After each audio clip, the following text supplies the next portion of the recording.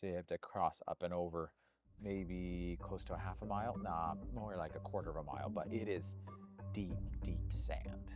So we're at Indian Head, heading north up to Orchid Beach, and apparently there's people bogged and snatch strapping and all sorts of stuff, so are they getting stuck?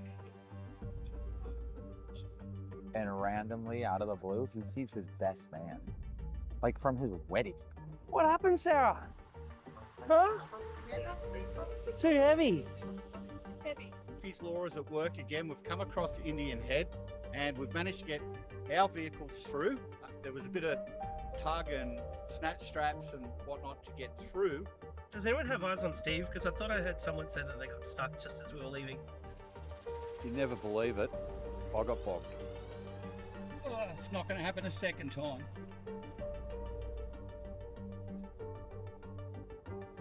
Who got stuck? Steve got stuck. Hey, what was it you were saying before about never being stuck on camera? I'm pretty sure we had cameras rolling for that little recovery back there where the camera crew had to rescue you.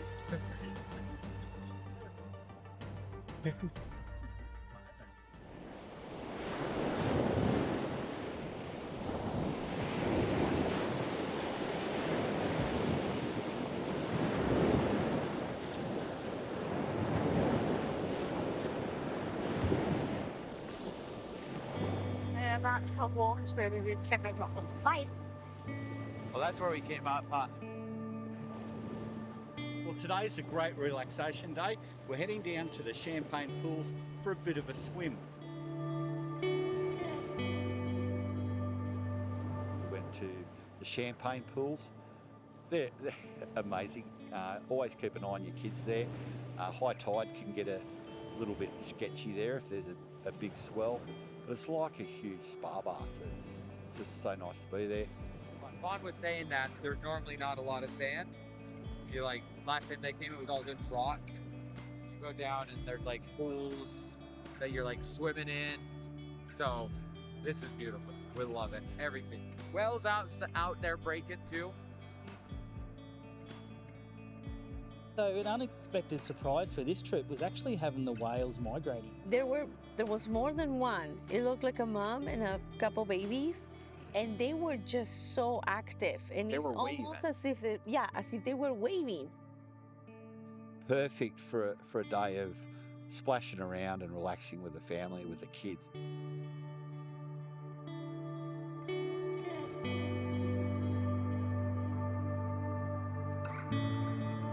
Okay, so we just finished doing the waves. We did some chest bumps for the waves. It was really fun. Drying off now. So we're gonna go fishing, and Oliver says he's gonna catch a tailor. That's about this big, that big.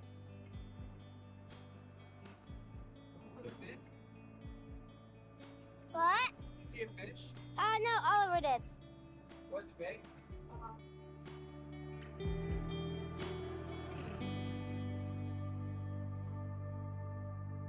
We were driving on the beach every single day, and that was spectacular. That exceeded expectations. I did not expect that. I really was thinking there were going to be roads and maybe some dirt. Okay, yeah, maybe some sand, but driving on the sand right by the shore, that blew my mind. And we didn't do that just once. We did it a few times.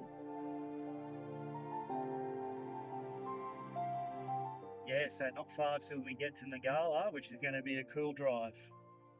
Hey, Steve, Nagala's known for being a bit gnarly. Have you ever seen anyone take a caravan through there? I have not seen anyone take a caravan through Nagala rocks, but that sounds like the kind of challenge the MDC team would be up for.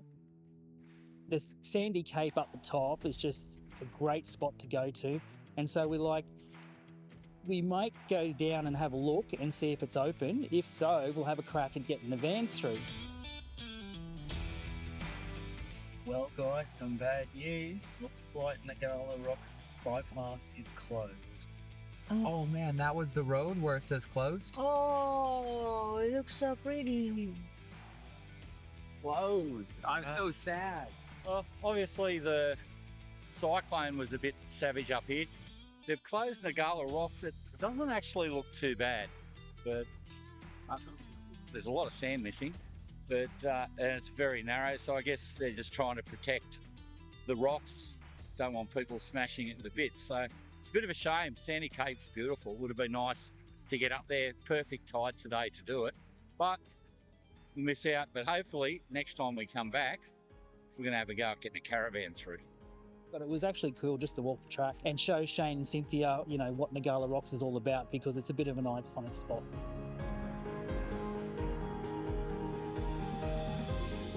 Why did they close it? Well, I don't know what it was like when they closed it, but it is pretty drivable. Yeah. This is probably the most drivable I've seen it.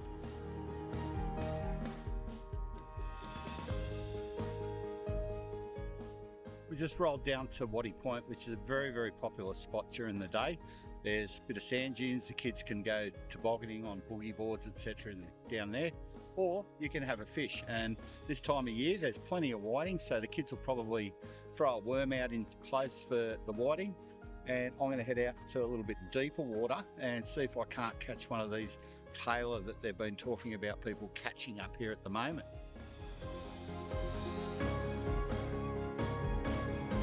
Waddy and I are going to go sand tobogganing, and everyone else is going to go fishing. And then we'll come back from sand tobogganing for a bit and then go have a fish.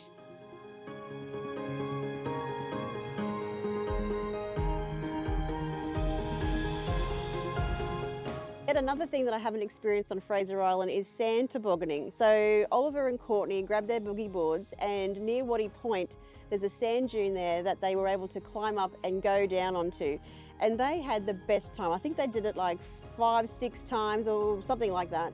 And Oliver came back down and his board shorts pockets were so full of sand. I actually thought he had a pair of socks in there. They were just crazy. Oh,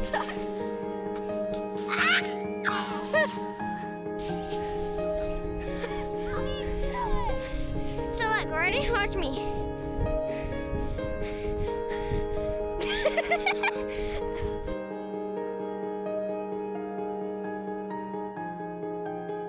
Fished off the rocks just there. It was good. There was some fish around. Apparently it's fishing quite well in other places there at the moment.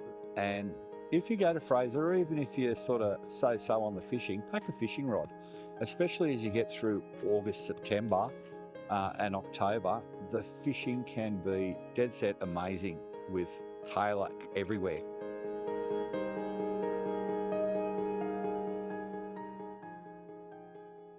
So being a regular on Fraser, the dingoes on the island are not something that I'm scared of. I actually admire them. I enjoy their beauty from afar.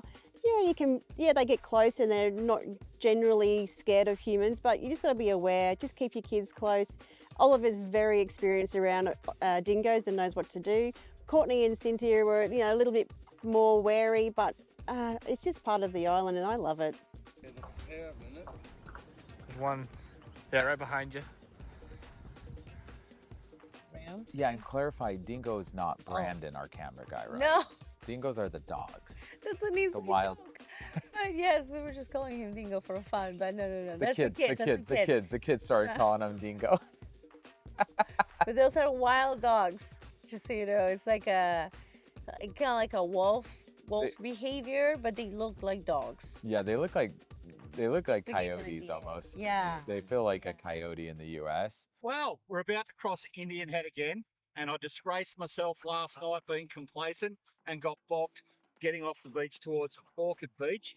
Now, I'm not going to let that happen again because I've heard nothing but about that since. So the plan is drive really, really fast and don't stop till we get to the other side. We're taking a bit of a run from the other end of the beach rather than the entry from Orchid Beach. So we're going to look for the hard stuff, stay on it, and keep the revs up until we pop out the other side. Wait, so you both got bogged. Did you get bogged? I didn't get bogged. Well, I didn't get bogged either. So We still got one Australian, one guy from the US. no bogged. See who gets bogged last.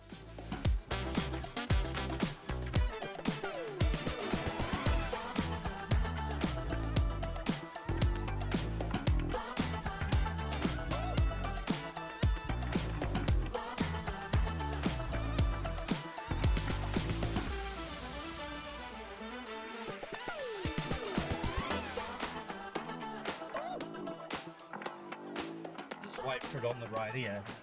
The jives will come. The jives will come. Yeah, Steve, mate.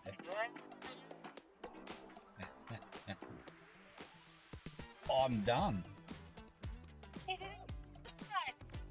What did I tell you, hey? Well done, team. We got 4 caravans through the Indian Head blow. How good. Some people say you can't get caravans through there. Yeah, that wasn't so bad. I think it was easier today than it was when we came through because the sand was a lot softer. Yeah. The rain helped us, but it was easy. No stuck. There was also less distractions today, so, you know, the track wasn't half full of vehicles already logged. Hey, we also rock, okay? So that's why we didn't get stuck.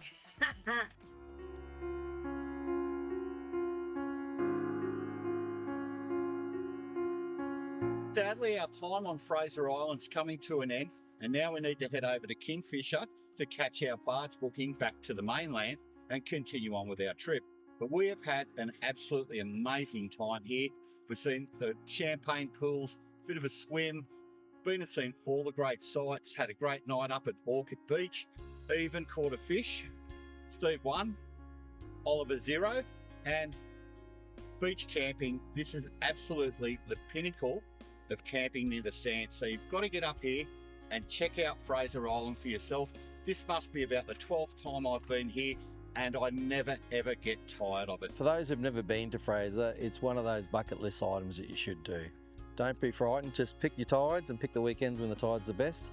Give it a go, there's always people there to give you a hand. It was great to see Mark and Sarah having a great time in their big rig in their XT14E, and also Shane, Cynthia and Courtney having an absolute great time in our Land Cruiser 300 and their XL15 4E, and, you know, Brandon from the US camera crew, our camera crew, the team, like everyone just pulling together and having a great time. And some of the best times I've had at MDC was actually on this trip. How do you put it together? So, I mean, yeah, like, Oh, I honestly, better than we expected.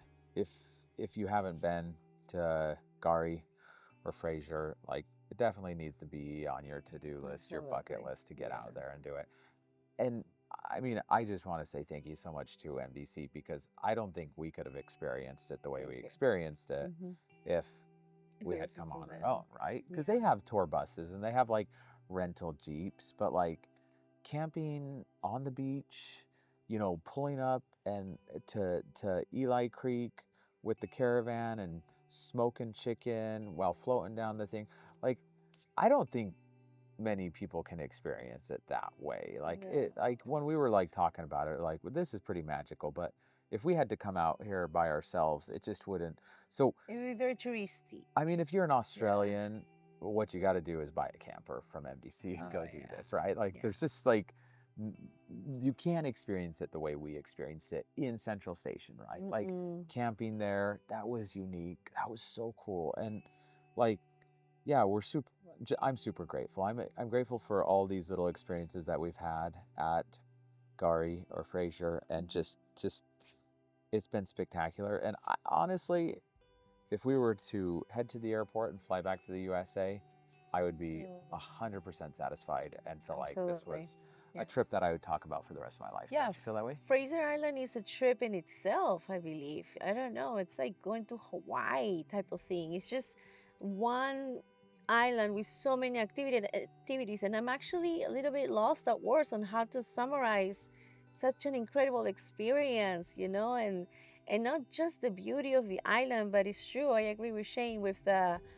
camping and going at our own leisure and just having everything at hand, you know. Yes, you're in crazy trails and, you know, there's some rain in Central Station and whatnot, but you're still in luxury, sleeping on a comfortable bed, you got your food at hand, and you can just truly enjoy the outdoors. And I can still do my makeup every morning in there, you know. Shower, yeah. And everything. So, you know, I haven't gone to the bushes yet at all. I use the toilet every time. I've used the bushes, but that's just because I'm a guy and it's easy. Neither has Courtney. But yeah. But anyway, going back to Fraser Island, I don't really know how to put it together, and just, I don't know, it's just so so satisfying, so pleasant. It's just like a reset button where we have been able to relax and let MDC take us on this trip, and we really have been able to just disconnect. Yeah. You know, disconnect and enjoy the moment and be present. So, oh, so much to say about this. We spent the morning prepping again for the next part, so we're heading up to the tip of Australia. I'm super excited about the next part of our trip. I have not been to Cape York. I don't know what to experience. I haven't been to Cairns, I haven't been to Townsville. So this is all a first for me, and I cannot wait to see my first crocodile in the wild and to get to the tip. It's so funny, like everybody's been saying over the radio, like, okay, we're gonna be tomorrow, you know, or in 2 days we're gonna be headed on the big trip. And so she's like, what? I thought we were on a big trip. Fraser Island was like, I already took an airplane. Like, that was a trip, right? Like we could end it and be done. And so all the Australians are like, okay, we're getting ready to go on the pit. And I'm like, imagine going to Cape York is something kind of like saying, you know, we're going to the Alaska, to the Arctic, you know, ocean, to the very northern tip. And we just kind of visited, I don't know, Moab or Yellowstone on the way. That's what Fraser Island was like, a really cool experience, but it was just along the way to say, hey, look at this cool park. Now we're going to Alaska. Yeah. You know, I think that's kind of... This is it. This is like the destination, the furthest northern point of all of Australia is where we're headed.